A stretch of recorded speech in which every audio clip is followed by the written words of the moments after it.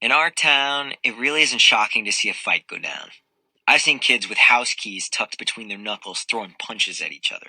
I've seen 10 guys from our school chasing 4 dudes from another school down a block, and a stranger step into the melee with a bat to protect the guys who were outnumbered.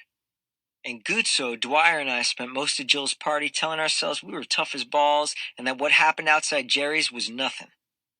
It wasn't on our minds, we kept telling each other. No big deal. MBD, Dwyer wrote in beer on the wooden slats of the back porch with a nozzle from the keg. In fact, we spent most of the party on that back porch, ignoring everyone else. Gutso never said a word to Jill for me, and through the window, I saw English moving through the room like the friggin' king he is, getting up close to girls and making them laugh and giggle. I was sure if he found Jill, it'd be the same. I was out there in the darkness of the back porch, looking in through the window to the bright kitchen, like I was watching the whole damn party unfold on TV. I gave Gutso my flask at some point, and when I eventually got it back, it was empty, but I didn't bug him about it. Because even though what happened at Jerry's was MBD, it was really all we talked about that night. My brother has to deal with that shit every day, Gutso kept saying. And he just does it. No complaints. He's amazing. But what had always amazed me most about Gutso's brother Paul was how he had made time for me. I was 10 when my father died, and it was Paul who'd taken me down to Gooch to practice. Gooch was the neighborhood park, but Paul'd get us down there so early we'd have the whole court to ourselves.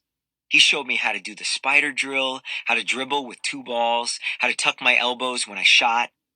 But the man I'd watched grind a kid into the sidewalk, was like someone else.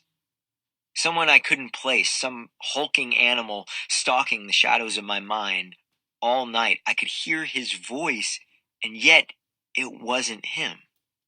I could see his face, and yet it wasn't him. Dwyer and Gutso drank much more than I did, and they stood around the keg shouting out the lyrics of all the hip-hop songs blasting from the living room inside.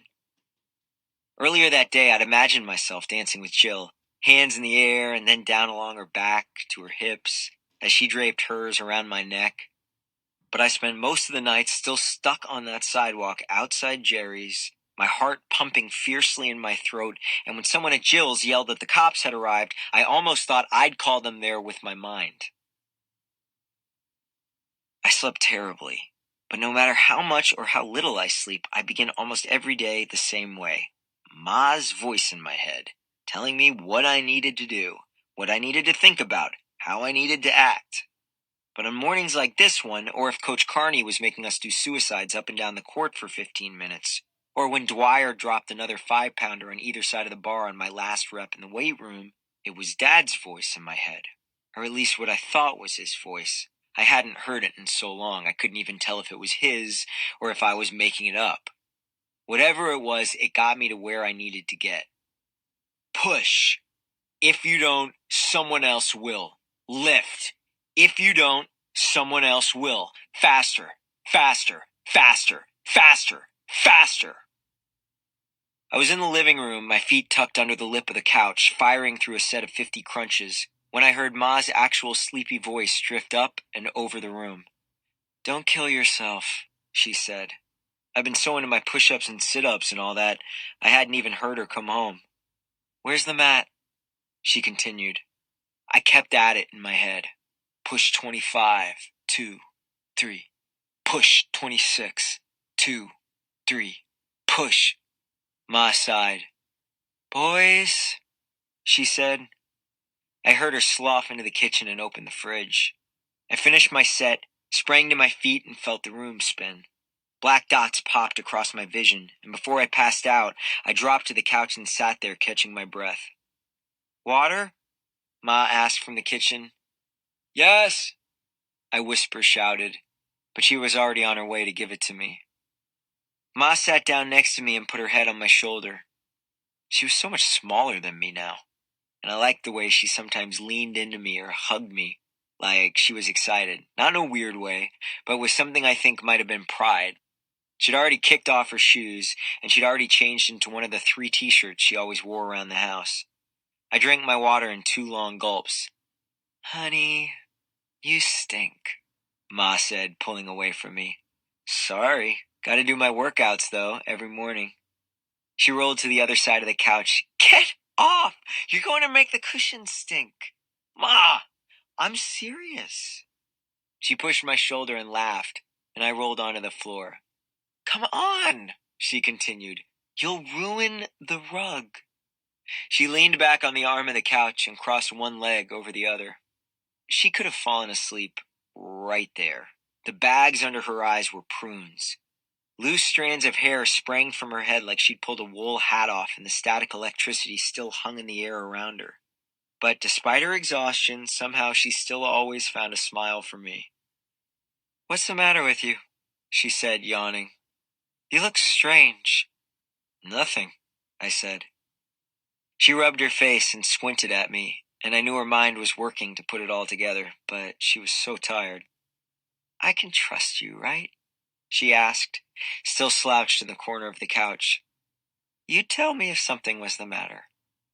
Of course, I said quickly, even though there was a hell of a lot on my mind. But I didn't feel like telling her about any of it. I'm just going to rinse off, I said. It was going to be a 2-shower day. Then I got to hit the court. Coach is picking the starters this week. You'll make it, she said, as if fighting for a starting spot was MBD. As if it had just come to me because I wanted it, not because I had to fight for it. I left Ma slumped against the armrest and went straight to the bathroom. I got the water running hot first, then switched it to cold, just to fire up the senses and wake up. I still felt a little groggy from last night, and I was pissed at myself because after my workout, I wanted to get right to the court. I thought I had a real shot at being a starter. But next week was too important to coast through. I had to hit more three-pointers when we went around the world. I had to have the higher free throw percentage. English was so good, he didn't have to give up the ball. So if he did, I had to make sure he felt more comfortable giving me the ball. And that meant working harder to get open and, more importantly, making the shot when I got the ball. Because the scouts were coming. Of course, the stands were going to be filled, but a few of those seats at every game were the seats we were all playing for. Full ride to Michigan State. Full ride to UNC. My dad had college paid for because he'd gone through ROTC at City College, but I had to do even better. Butler, Notre Dame, Villanova, Wisconsin, Arizona, Duke. St. Springfield's son needed to go full ride, too. Scouts paved the way, and I had to show them who I was. I had to be a starter. And as I was trying to psych myself up for a day of drills down at Gooch, I stepped out of the bathroom, wrapped only in a towel, holding my stank-ass clothes in a wad, and nearly ran right into Ma. She held my jeans in one hand and my flask in the other. She jutted her chin at me. Quinn Marshall Collins, you tell me the truth this minute, and you start from the very beginning. She pinched her lips tight. Is this how you want the world to know you? Some kind of derelict who doesn't give a damn about his actions? I stuttered. It was the strangest thing. I'd never been caught before. It was like there was regular me, the one Ma smiled at and loved, the one I'd always been, and then this new guy, the one shivering in the hallway outside the bathroom, standing in his towel, wondering why Ma had gone looking through my room while I was in the shower. Can I just get dressed? Ma sniffed. You have 30 seconds. Then she turned and marched to the kitchen. I broke the world's record for throwing on sweats and busting back to the kitchen. She sat on one side of the little formica table, steam from her mug of tea rising up to her face as she stared out the window to the Barrows house next door. The flask lay askew beside the mug. She ran her hand over her eyes and then up over her forehead like a visor. You know, she said slowly, this stuff can kill you. I know you don't think so, but it can. Ma, I said, sitting in the chair across from her. Listen, she interrupted. When you act like this, when you sit around breaking the law, thinking it is okay, you embarrass me. You embarrass your brother, and you embarrass yourself. You have more important things to worry about, young man. The flask sat on the table between us, and she picked it up. She waved it gently. This is going in the garbage. Okay? Then I had to add, flat out lying. It was Guzzo's idea. But you took it from our house. I just checked. She'd never done that before. Plus, I only took a flask full after she'd emptied a glass or two from the bottle, and there was always a new bottle to replace the old one. And even if it was, she waved the flask again. Guzzo drank nearly the whole thing. Guzzo drank the alcohol. It was Guzzo's idea. You make it sound like you weren't there, Quinn, but you were. You were there. Maybe it was the alcohol still in my blood, but the way she said it, I was there, in the night. That hollowed-out, gutted feeling making me nervous and stupider than usual, like I couldn't find the simplest words. I saw Paul. I'm sorry. Not good enough. I'm sorry I stole the bourbon. I'm sorry I drank it with Guzzo and Dwyer. You talk about wanting to be somebody. You talk about basketball. You talk about making your family proud, but then you act like this? What do you think people are going to think of you now? Jesus, Ma, I said, it's not that big a deal. It was only one night. It won't happen again. She tapped the flask with her finger. Remember you said that. That it was only this one time. Don't let it happen again. And don't Jesus Ma me. I looked out the window. I'm just saying that I know it was dumb and I'm sorry. I didn't even have that much to drink, I swear. It's not about that, Quinn. Ma leaned forward and grabbed my hands. She waited until I stopped looking out the window and looked at her. It's about how the world looks at you, and when they do, who do you want them to see? What kind of a person do you want to be? Who do you think you are? You're the one your brother looks up to. You're a senior, Quinn. This is the year everyone looks to see what kind of man you want to become. I pulled my lips tight against my teeth to try to keep calm and not tear up like a baby. I didn't want to be a baby. I didn't want to be a jerk-off. I'm doing the best I can here, Ma continued. I'm on my own, honey, and I'm doing the best I can to help you, but I need your help to help your brother. She sipped her tea and watched me. I sat there like a mute because I didn't know what to say. I felt like an idiot. She sighed. I was going to ask you, but now I'm just telling you. Pick up Willie from his game today. The Cambies are bringing him. In fact, go see your brother's game. It means more to him if you're there than me anyway. So go see his game. She reached for her purse that hung on the back of her chair and pulled a few bills from her wallet. He looks up to you. Spend some time with him. Take him out for pizza after. Once basketball starts, we'll never see you. Take him out for lunch. So I did what I was told. And I put on some clean jeans and my light hoodie and took the bus over to the east side for Willie's game.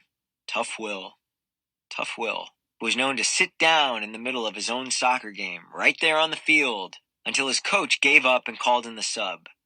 Tough Will spent most of his game sitting on the sidelines eating orange slices. When I got there, both teams were already warming up on either end of the field. I'd played soccer before I was in high school and loved it. For Tough Will, it was another story. It was only the warm-ups, and I could see him dragging his feet, not chasing anything or anyone anywhere. Just standing around and waiting for someone to pass him the ball. Get in there, man! I shouted. Will! Will! Get in there, man! He looked over at me and waved, totally oblivious to the rest of the players and balls around him. Still, I guess I inspired him because he turned and chased down a red and white ball and dribbled it a bit before taking a shot on net. It went wide left, but at least he ran after the ball. My phone started blowing up with texts, but Regina Camby had set up a folding chair beside a cooler, and she was waving me over, so I had to ignore the text because I sure as hell couldn't ignore her. She sat with a few other moms, and the dads who'd come to the game stood around in a circle a little ways behind them, under the boughs of the one large oak tree that gave this park its name. I chatted with Mrs. Camby at first, but then the game began, and I started cheering Willie and his team on, using that as an excuse to pull away as if I wanted to walk down the sidelines and see the action more clearly because my phone kept buzzing and buzzing in my pocket, and I wanted to see what was going on. Guzzo had texted "What's up" 10 times. Saturday, 12:53 p.m. to Guzzo. How's your head? Saturday, 12:53 p.m. from Guzzo. Fucking awful. Saturday, 12:54 p.m. to Guzzo. Bananas and Gatorade, man. Saturday, 12:54 p.m. from Guzzo. I'm puking water if I drink it. Saturday, 12:55 p.m. to Guzzo. Damn, you busted? Saturday, 12:55 p.m. from Guzzo. No. Saturday, 12:55 p.m. to Guzzo. Fuck, I am, and I'm not even hungover.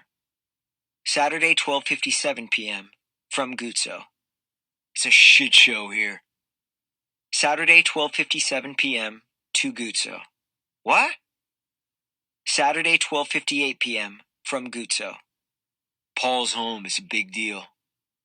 Saturday, 12:58 p.m. to Guzzo. Is it about yesterday? At Jerry's? Saturday, 12:59 p.m. from Guzzo. I don't know. Yeah. Saturday, 1 p.m. to Guzzo. Damn. Saturday, 1:02 p.m. from Guzzo. I guess we are having a barbecue tomorrow. Saturday, 1:02 p.m. to Guzzo. What? Saturday, 1:03 p.m. from Guzzo.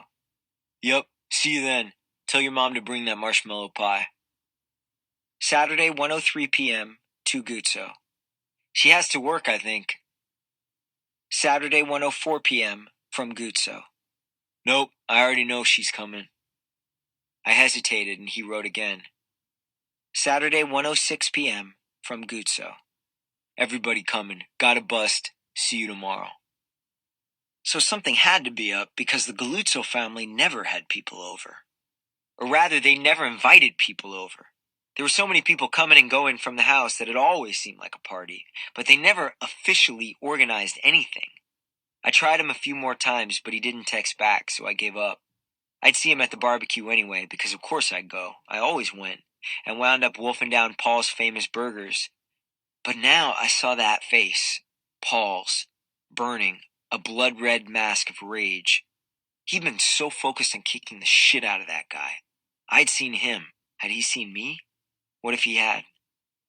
I never felt nervous around Paul, and suddenly just thinking about him made me sweat. As I was going through all this, I tried to watch the game, but it was slow as all hell, and Will's team was terrible. Still, Will was playing left back, and he was actually running around and chasing the ball. Near the end of the first half, one of the players on the other team got around a couple of guys just over midfield and seemed like he had a clean break for a shot, but Will came out of nowhere and nailed a sweet slide tackle. The parents on the other side of the field started screaming like crazy, but Will's tackle had been legal, at least as I could see it, and that's what the referees thought too. And so when the first half ended, Will was the momentary hero, keeping the game more respectable because his team was only down 1-0. I found him and slapped him 5 over the heads of a few teammates in the huddle with his coach, and then I backed off.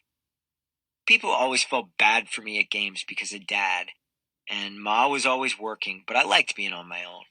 I liked figuring out what I had to do and doing it. No one seemed to get that, and I didn't want to crowd Will either, so I let him be. His coach was thrilled and put him back in for the second half. Guzzo still didn't text back, and I went back and forth with Dwyer a few times, but eventually I put the phone away because it really was more fun to check out the game, and check out Will, especially. This might sound dumb to some people, but it's actually pretty cool having a little brother. I mean, he was a pain in the ass, and that I was here and not practicing over at Gooch pissed me off, but watching him smash into the guys on the other team, watching the way he shook off his own pain, made me realize that I did the same thing. Twirl my fist like I was revving myself up. He had the same crooked smile.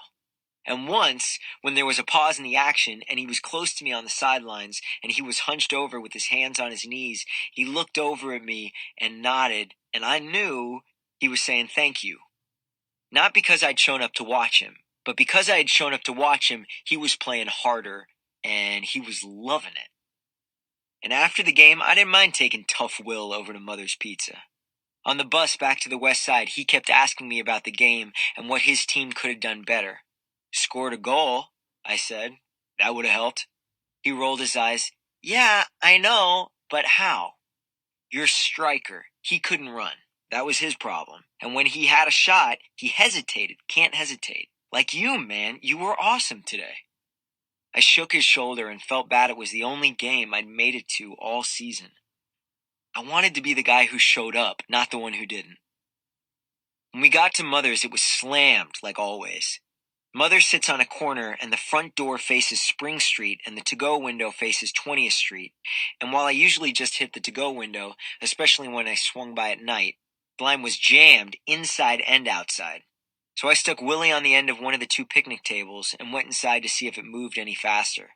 It still took a while, and while I waited, I had to try to look everywhere else around the room except the one spot where I felt those eyes always watching me. That's why I preferred the to-go window. I couldn't see those eyes blazing into me. Those eyes, my dad's eyes. In the photo the pizza guys had up on the wall, two guys in greasy t-shirts with their arms up around my dad's shoulders. Dad, a pillar of stone, dressed like usual in his Class A blues. The rest of the photos were of people in the pizza shop, but not the one with Dad. He'd gotten the guys to make pizza for the soup kitchen at St. Mary's. His photo looked down on me. When I was finally up near the front, I felt a tug at my arm. I was about to turn back to Willie to tell him that he might have lost our seats, but it wasn't Willie at my arm. It was Jill. She pulled close to me so the people behind us couldn't hear. "Hey, Quinn, you mind getting an extra slice?" she asked. Her hair fell in two blonde-brown curtains around her face, and I could smell her shampoo as she looked up at me conspiratorially. And when a girl looks at you like that, all you can say is, "Whatever you want. I'll do anything for you. Is there anything else you want?" "Yeah," I somehow managed to say instead. "Yeah, you mind?" She grinned. "No, yeah, no." I laughed, like a moron. The thing about slices at Mother's is that they are huge, so she stuck around to help carry it all outside. She offered some money, but I waved her off, because I had it good at Mother's. I grabbed us all Cokes, too, because the guys at Mother's always gave St. Springfield's son a major discount. And yeah, well, I was the kind of guy who just kept taking those free Cokes, no questions asked, like I actually deserved them, or something. "How are you planning on carrying this all out there on your own anyway?" she asked. I had 2 giant slices and 2 Cokes by the necks of the bottles. She had 2 slices and a Coke. "Guess I was just waiting for you," I said. She frowned, but in a cute way, like it was really a smile. "Oh yeah, I bet you were." Willie had managed to save 2 seats, but when he saw us, he got up and offered Jill his. "Please," he said. She tried to protest, but he wouldn't let her. He stood at the end of the picnic table and glanced back and forth at us while he shoved pizza into his face. "One of us is what you'd call a gentleman," he informed us. "He's hilarious," Jill said to me. Now, what kind of world did I live in where my 12-year-old brother was the cooler flirt than me? "Yeah," I said. "I'm supposed to be his role model, but maybe it's the other way around." "Nah," she said. "I bet he learned all this from someone. But this someone needs to sit down today, huh? I'm old and broken. He's got his whole life ahead of him." "Yeah," Jill said. "And you're hungover, right?" "I knew it!" Willie yelped. "I knew you were going to a party last night." "Oops," Jill said. I pointed at Willie. "Between us. Got me?" "Oh, yeah," Willie said. "Until I need the ammo." "Willie?" "Will, please." Jill laughed. She put her hand on Willie's wrist, and his face changed. His whole body probably blushed as deep red as his face. He gave her the dopiest smile. Had I looked like that when she'd asked me to get her a slice? Jesus. But Jill didn't mind. "Will," she said, "don't get him in trouble, because then it will be my fault, and he'll never speak to me again." I stared at Will, and he knew exactly what I was saying with my eyebrows. "Don't fuck this up, dude." "Whatever," Willie said. "I'm only kidding." Willie and I shared the extra slice as Jill and I talked about the party. I tried to get a sense of whether or not she and English had hooked up, but I wasn't going to ask outright, because it really was none of my damn business. She was being super flirty, but not in the way I wanted her to mean it. This had happened before. Sometimes I got the feeling she thought of me more as a brother. But no dude wants to be thought of as a brother when he is sitting across from a girl who is not his sister and who makes his stomach flip when she says his name. While we were talking, though, things were getting a little heated over by the corner. A couple of guys had walked up to two other guys in line and started barking. They kept at it to the point where the rest of us outside couldn't even hear ourselves. People started yelling around them, and when one of the guys pushed one of the guys in line, they broke into punches. I jumped up and stuffed Willie into the seat behind me. People yanked out their phones calling the cops, but somebody must have called the cops already because the berry lights flashed down the block. The guys in the fight tried to swing a few more punches, but people in the crowd had pulled them apart and locked them in armholds. One cop car pulled up and then another, and everything happened so quickly we all just stood around watching like dumb idiots until the cops had grabbed the four guys who'd been fighting, pinned them to the hoods of the two cars, and cuffed them. I, of course, was back at the night before, where I'd seen Paul arrest the kid outside Jerry's. But this was different.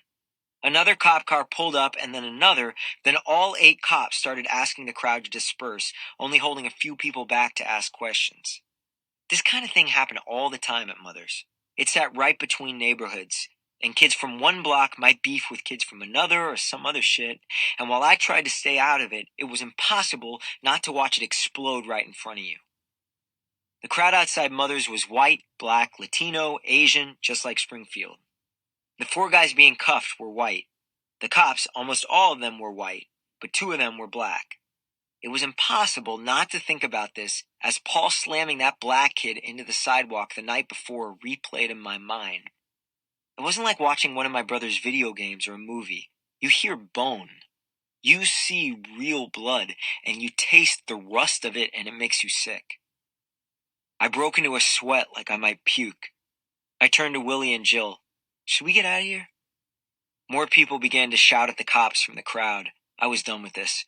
We'll walk you home, I told Jill. We busted back down the street away from the scene and took the long way around the neighborhood to Jill's house.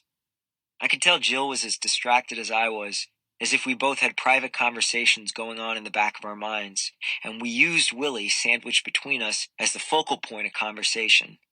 But when we got to her house, she said over Willie's head, "There's a barbecue at my cousin's tomorrow. You must be going." Yeah, I said. Weird, right? A sudden party? She looked at me, and I realized we might not have been having private conversations in our minds the whole way home.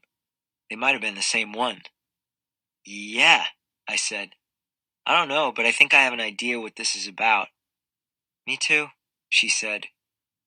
As she jogged up her front steps, something ugly and awful was forming in my mind, but I couldn't quite find the right words for it. Or I didn't want to. I wasn't sure.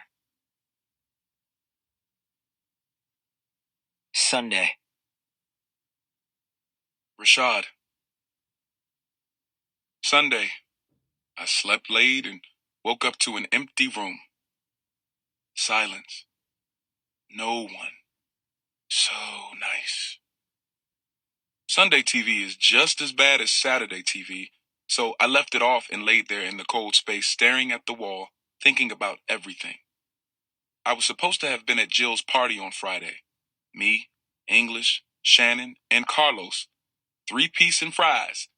I was supposed to be all up on Tiffany Watts, giving her the business, because even though I was Soldier Boy when I was in school, everybody knew I was nice with the moves. Rhythm ain't never been an issue for me. I was the kid Spoonie made dance in front of his friends when we were younger. Showed him the latest steps that I picked up from music videos. I owned the block party dance contests. So Jill's party, like every party, was my time to two-step without it being a march. My time to be at ease and let the soul seep back into this soldier. Damn shame I didn't make it. Instead, some big-ass cop decided to have a fist party on my face. You know, normal stuff. No biggie. I'm just a punk-ass kid. I have no rights. Just got body slammed for no reason. Just got my life threatened while lying flat on the sidewalk. A broken nose, broken ribs, and a knee in the back is way more exciting than fine-ass girls checking for me after they finish checking for English. Fuck. Knock, knock. The door opened and there was Clarissa pushing my lunch cart in. "Good afternoon, Rashad," she said. She had one of those voices that no matter what was nice. Like, it could never sound mean. You know how some people have those voices? Like kindergarten teachers or librarians. "How we feeling?" she asked, and I was momentarily confused by the "we" she was referring to. "I'm fine," I said, forcing a small smile. "Good. Make sure you try to get yourself up today. You can't just lie there on your back. Also, I need you to blow into this as hard as you can." She held up a strange-looking plastic thing with a hole sticking out of it. "What is it?" "It's called an incentive spirometer. Because of your ribs, you're going to do everything you can not to cough, but you need to cough. You got to make sure you're getting all the nasty stuff out of your lungs, because if it all stays in, it might turn into pneumonia, and we don't want that." Then she broke it all down to me as if I was a child, which I appreciated because I had never heard of a spirometer before. Luckily, it was a simpler process than the name suggests. All I had to do, a few times every hour, was breathe in through the tube slowly, hold it, and then breathe out. As she set the spirometer on the side table by my bed, she announced, "For lunch today, we've got chicken tenders and fries and a small salad," while setting the tray down. Then she went through the routine of checking my vitals, blood pressure, and whatever else. Whoever really knows what all those machines and stuff are anyway? I just know the one they put on my arm is for my blood pressure. But who, besides old people, even knows what blood pressure is? "Just make sure I ain't dying," was what I was thinking as the cuff tightened around my arm. Once she left, I got myself up, which was way more painful than I thought it would be. Who the hell knew broken ribs could make everything hurt? Or maybe it was that everything I did made the broken ribs hurt. Seemed like even blinking was painful. I waddled slowly to the bathroom so I could handle my business, the post-sleep pee, which was interrupted by another knock at the door. This time, it was my family. Of course. "Rashad?" my mother called through a crack in the door before pushing it open. I had just flushed and washed my hands while performing the strange task of looking at my bruised and broken face, but only in glimpses. That's all I could take. A few seconds at a time. 3 seconds, then back to the sink. Then back to the mirror for 3 more seconds before darting my eyes over to the paper towels. Anything longer than that made me uncomfortable. Anyway, I was making my way back to the bed when my mother and father came in dressed in their Sunday spiffs. Behind them, even more Sunday, as in Sunday himself, as in Jerome Johnson, as in Pastor Jerome Johnson. "Son, Pastor's here to see you," my father said as I eased back into bed, flashing my ashy butt at everybody, including God. They brought the pastor? I sort of fell quickly onto the mattress and whipped my legs around until they were on the bed. Pathetic. My mother helped me adjust, fluffing the pillow behind my head and pulling the sheet over me, up to my chin, which was way too far. She kissed my forehead and stared at me as if she was trying to recognize the kid beneath the bruises and bandages. "You okay?" "I'm fine," I said, short. She nodded, then glanced at the food tray. She lifted the plate cover, the condensation dripping all over my chicken tenders. Damn! Soggy chicken tenders suck. "You haven't eaten." "It just got here. I just woke up," I said in a take-it-easy tone. She kissed my forehead again, then leaned back so I could get a clear shot of my father, three-piece suited and shiny shoed. And the minister, Pastor Johnson, dressed in an oversized suit, a gold chain with a gold cross lying perfectly in the middle of his fat satin tie. In his hand, the Bible. What else? "How you feeling, Rashad?" the pastor asked. Everybody was asking that, as if I was ever going to tell them the truth. Nobody wanted to hear the truth, even though everybody already knew what it was. I felt violated. That's the only way I can put it. Straight up violated. And now, to make it worse, I had to have church. Well, sort of church. I had to have prayer. Now, don't get me wrong. I don't have a problem with a good prayer. I mean, I believe in God. At least I think I do. I just wondered where God was when I was being mocked by that cop.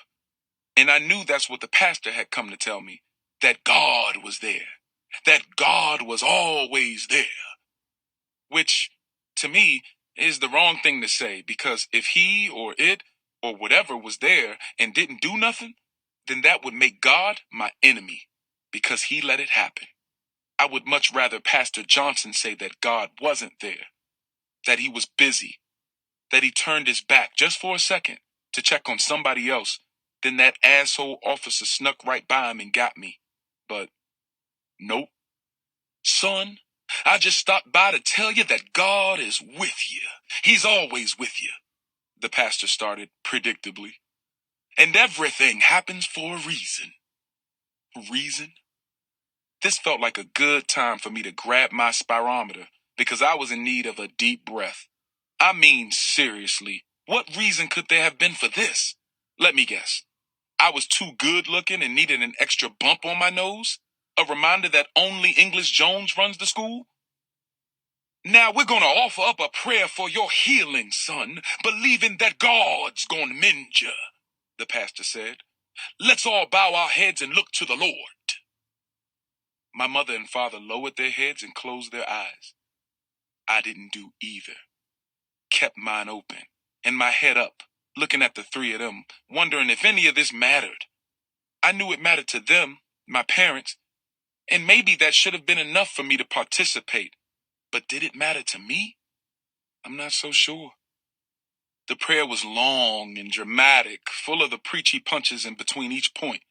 The pastor mentioned how Jesus was persecuted, and Saul was made blind, and Job was tested, and David beat Goliath, My mother followed right behind the pastor, accompanying his rhythmic prayer with hallelujah whispers, and my father's manly but, I guess, godly grunts, all eventually, finally leading to an amen.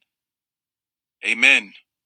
Spoonie stood in the doorway, nodding his head and clapping his hands, a sarcastic look on his face. Man, was I happy to see him. Ma was too. Dad, well, not so much. Pastor, you remember my oldest son, Randolph, he said, caught off guard. Yes, of course I do. The pastor reached out and shook Spoonie's hand. Ain't seen you down at the church in a while. That's 'cause I can't afford to come. Spoonie, my mother gasped. Sorry, he said, shrugging and smirking at me. No, that's okay, Pastor Johnson said kindly. Nothing wrong with the boy having a mind of his own. God gave him that. Spoonie just looked at Dad like, see? Well, listen, I better be going. But we're going to keep you lifted up in prayer, Rashad. And we're going to add you to the blessing list for the sick and shut in. But I'm not sick or shut in. I'm beat down. Is there a list for that? But I didn't say that. I was hoping Spoonie would do some kind of Big Brother ESP thing and say it for me. Thank you so much for coming, Pastor, my mother said, clenching Pastor Johnson's hand. My dad gave him a firm handshake and a tight-lipped nod, and the churchman headed out. 5 seconds couldn't have gone by before Spoonie sat gingerly on the side of the bed and grabbed the remote. Come on, man, it's Sunday. Ain't nothing on but reruns of what we just experienced, I joked. Oh, there's something else on, trust me, Spoonie said pointedly. You know, you don't always have to be so damn disrespectful, Dad started in on Spoonie with a bark, settling into a chair on the other side of the room. Cursing, right after the pastor left. Tisk, tisk, tisk. Spoonie ignored him and turned the TV on. He nodded up to the screen. Check it out. I looked up at the glowing screen, and there it was. There I was, on the freaking news. Again, this is footage that was taken from a smartphone Friday night of a police officer shoving a young man through the door of Jerry's Corner Mart on 4th Street. As you can see, the officer already has the young man subdued. He doesn't seem to be resisting, but is still slammed to the ground, where the officer proceeds with what looks to be unnecessary force. Jerry's has experienced a string of robberies, but as of now, we are uncertain as to whether or not this was another one of those cases. We attempted to contact Jerry's management for a comment, but to no avail. The Springfield PD has also declined making a statement at this time. What we do know is that the young man in this video is 16-year-old Rashad Butler of West Springfield. We'll keep you updated as we learn more. My mother's mouth gaped. What? I mean, how? Spoonie, how'd they get my name? I stared at the TV in disbelief. I told you, Lord brother, there are always witnesses.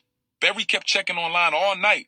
YouTube, Facebook, everything. And eventually the video surfaced. So we sent it to the news, told them who you were. At this, my dad lost it. I mean, seriously, have you lost your damn mind? Are them things on your head affecting your thinking? Rashad doesn't need this kind of attention, Spoonie. He doesn't need all this craziness. None of us do. Spoonie jumped to his feet. You think me sending it to the news is crazy? The crazy part is what happened to Shad. What's happening all over this country. You of all people should know that. My father glared at Spoonie, and I mean he held it there, as if there was, in fact, some kind of father-son ESP thing, and he was beaming the cuss out of the century straight to my brother's brain. Then, like he always did, Dad stormed out of the room, followed by Spoonie throwing words at his back. Yeah, run away as usual. Spoonie, Ma shouted. My throat dried. My stomach boiled. I couldn't believe what I was seeing. I mean, it was me, but it wasn't. But it was. I didn't know how or what to feel. Like, how could I be that boy? A victim? Me. It was just, I don't know, surreal. But we kept watching as the story looped. Sunday, aside from being a whack TV show day, is also apparently a slow news day. Every few minutes, the footage of me being crushed under the weight of the cop played. The news person talking about the string of robberies and not being able to get a comment from Jerry's management or the police department. Then a picture of me dressed in my ROTC uniform flashed across the screen. I glared at Spoonie. Where'd they get that? I asked, already knowing the answer. Man, listen, I had to make sure we controlled as much of the narrative as possible. If I ain't send that photo in, they would have dug all through the internet for some picture of you looking crazy, Spoonie said. Trust me, man, I've seen it time and time again. I was pissed about the photo, and to be honest, a little embarrassed by it. But I knew Spoonie had a point. I would have hated for them to put up some picture of me hanging with Carlos, posing with my middle fingers up, even though, well, never mind. The story played over and over and over again, like watching a movie in virtual reality where it doesn't really seem like you, like it's real, but you can feel every blow, every break. You can taste blood. You can smell the officer's breath. And that was hard for me, to see myself like that. They kept saying, it was a developing story. As more unfolds, as we learn more. Cut it off, I finally said. We need to keep up with how it develops, Spoonie said. Cut it off, Spoon! I reached for the remote myself and was instantly reminded that my ribs were broken. Ugh! My mother lifted off her seat, ready to spring into mommy mode. Spoonie quickly handed me the clicker. Okay, he said apologetically. Take it easy. My bad, man. It's just, I'm fine, I said hard, shooting down whatever reason he was about to deliver. I turned the TV off. I just don't want to watch it no more. The truth is, I wasn't mad at Spoonie. I wasn't. As a matter of fact, he did exactly what I expected him to do. I just didn't want to keep watching it. My mother, trying to cut the tension, began digging in her church bag, which was way bigger than her normal bag. The church bag had to be big enough to fit her Sunday service survival kit, her Bible, some candy, and all the sins of our family. Oh, Rashad, I forgot. I brought the stuff you asked for. The stuff I asked for was my phone and phone charger.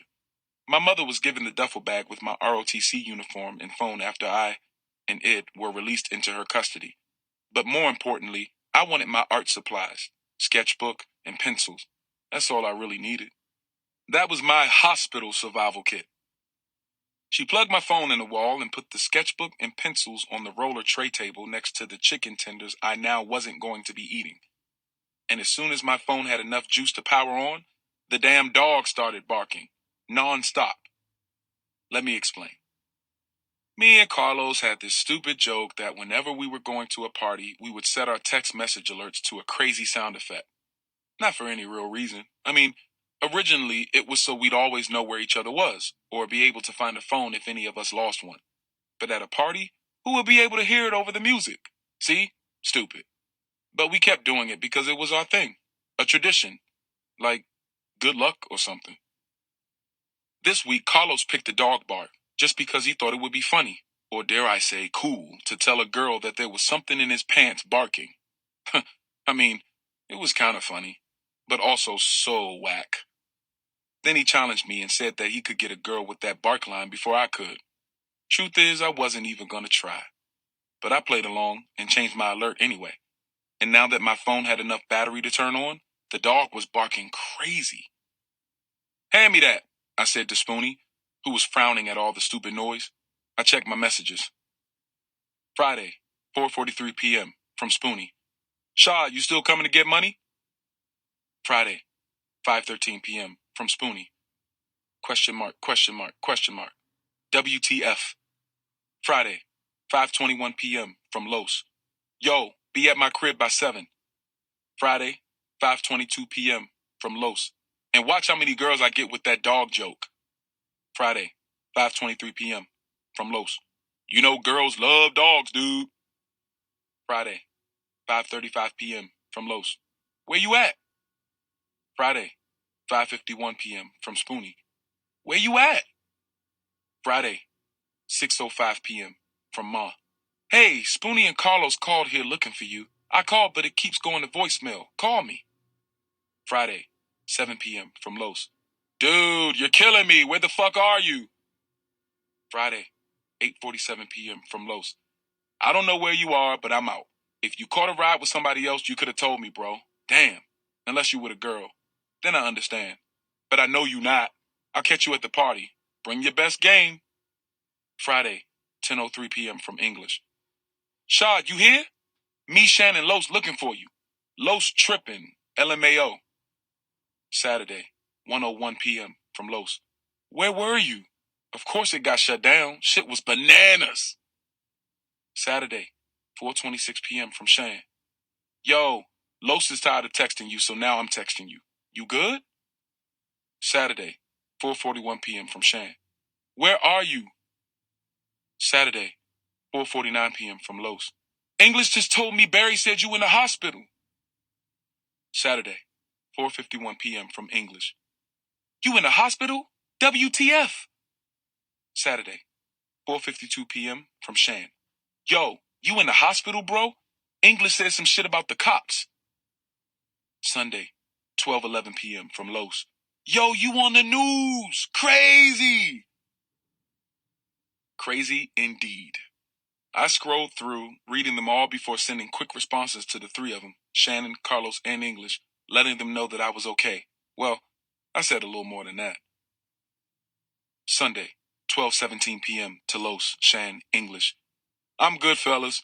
Got accused of stealing from Jerry's and the cop on duty roughed me up. Broke my nose and some ribs, but I'm okay. I see he's got his lifeline back, Dad grumbled, coming back into the room, looking calmer than when he'd left. Yeah, so he should be back to normal in no time, Ma said, trying to be positive. I don't know about that, Spoonie muttered.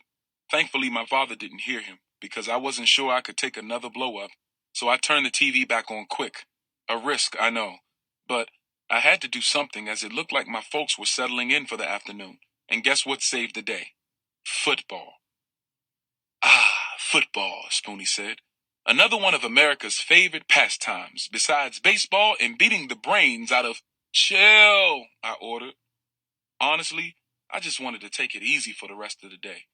I didn't want to hear Spoonie preach about how hard it is to be black, or my father preach about how young people lack pride and integrity, making us easy targets. I didn't even want to think about the preacher preaching about how God is in control of it all, or my mother, my sweet, sweet mother, caught in the middle of it all. The referee who blows the whistle but is way too nice to call foul on anyone. That's her. She just wants me to be okay. That's it and that's all. So if football was going to be the thing that took our minds off the mess for at least a few hours, then fine with me. Let's cheer and scream and cuss at the TV, not at each other. When the game was over, my family left. And at that moment, I thanked the God I hoped was there. Back to an empty, peaceful room. Just me and my spirometer. Which, by the way, was also pretty painful to use. I mean, to inhale slowly felt like sucking in shards of glass. Yeah, not awesome. After the game, the news came on. The first story was about a kid accused of stealing from a store on the west side. The footage of me being thrown to the ground. Again. Again. Again. My picture. My name. Again. And now, a new development. The officer's name. Officer Paul Galuzzo. And his face on the screen.